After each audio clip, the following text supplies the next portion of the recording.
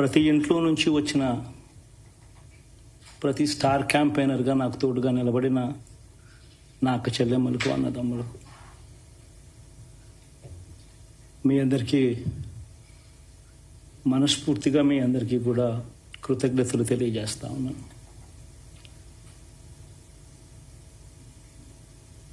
ఏం జరిగిందో తెలియదు కానీ ఏమి చేసినా ఎంత చేసినా ఇంకా 40% ఓటు బ్యాంకు మాత్రం తగ్గించలేకపోయారు. ఖచ్చితంగా మళ్ళీ ఇక్కడి నుంచి లేస్తాం.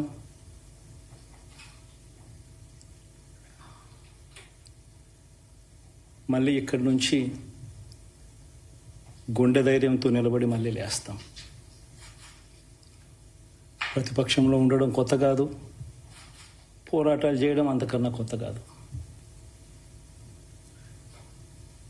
నా రాజకీయ జీవితం అంతా కూడా ప్రతిపక్షంలోనే గడిపా, ఈ 5 సంవత్సరాలు తప్ప. పోరాటాలే చేశా. రాజకీయ జీవితంలో ఎవడు చూడని కష్టాలు కూడా అనుభవించా.